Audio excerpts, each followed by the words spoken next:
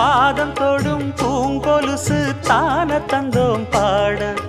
வேதங்களும் நாதங்களும் வேண்டி வந்தது கூட பாதங்களை பார்த்ததுமே பார்வலிய மேல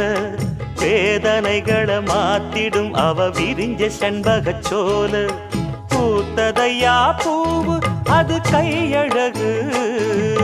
தூக்குதையா வாசம் அது மெய்யழகு நான் வந்தேன் வாழ்த்தி பாட நல்லத சொன்னே ராகத்தோடு கண்டே சீத போல கண்டதும் நின்னே சிலைய போல